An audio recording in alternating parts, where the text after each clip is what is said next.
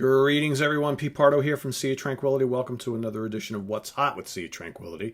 Today we've got a pretty cool release.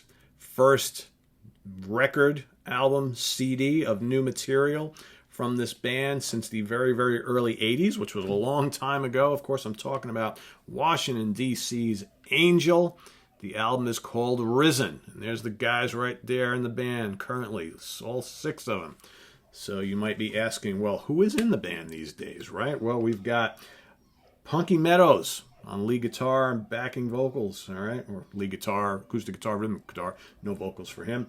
Frank Domino, lead vocals and backing vocals. Those are the two original members of the band still hanging around. Danny Farrow on rhythm guitar, acoustic guitar, and backing vocals. Okay, you got Charlie Calv on keyboards. Steve E. O'Jane on bass, and Billy Orico on drums and backing vocals. So this new album happens to be on Cleopatra Records, hot off the presses, okay, just came out. Pretty strong stuff. You know, you got a lot of songs on here, okay? You got like 17 tracks in total, 15 new songs, all right? Maybe a couple songs too many, but still pretty strong stuff. Don't expect, Angel circa like their first two or three albums. All right, it's as long as you get that out of the way and you lower those expectations a little bit. This is actually a pretty strong album. Okay, Frank sounds pretty good. He's in his 60s now, right? Him and Punky are both getting up there, right? But and again, don't expect Frank's absolutely soaring pipes from 1978 and 79. But he sounds damn good here.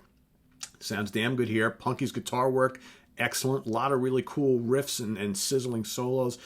The most important thing is that the songs are good.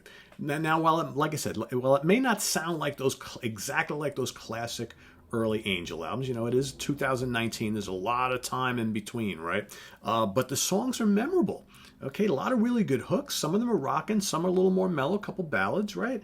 You got, the Angel theme prelude, which kicks everything off. Sounds almost like Mr. Crowley, right? Pretty decent. Then you got Under the Gun, which is a damn good tune.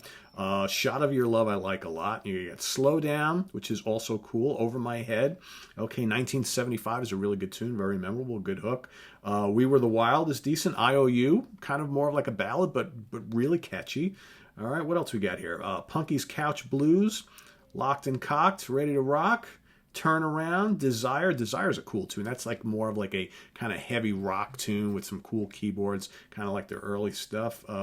Our Revolution, another really good tune, right? What else we got here? Tell Me Why, Don't Want You to Go, Stand Up, My Sanctuary. I like My Sanctuary. A couple of those tunes. Yeah, again, there's a lot of tracks on here. A couple of tracks are like, okay, they're all right, nothing spectacular, but the ones that are good are damn good.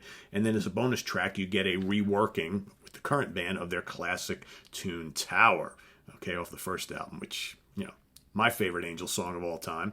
It sounds great here, right? So as does the whole album. It's very well produced. Like I said, the songs are good. They're memorable. Maybe a couple too many, like I mentioned. But the one thing, you really missed Greg Giuffria here.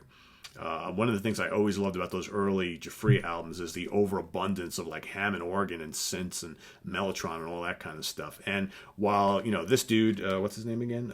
Charlie Calv is actually very good. You just don't hear enough of him. I want to hear more of him, right?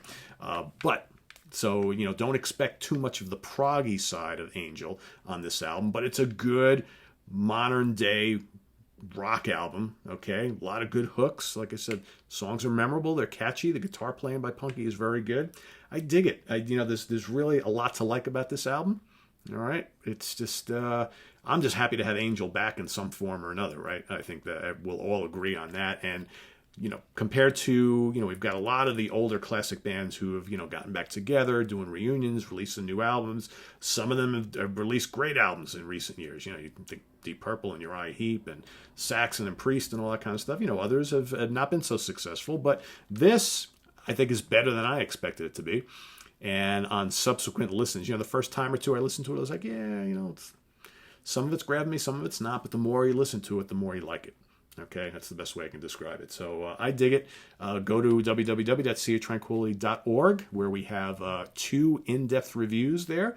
One from myself, one from my great writer, Stephen Reed, talking about this album in length. Okay, a little bit more than I'm going to do here. You're going to get to each of the songs and what's going on in the tracks and some of the lyrics and all that kind of stuff. But I dig it. If you're an Angel fan, you need to hear it.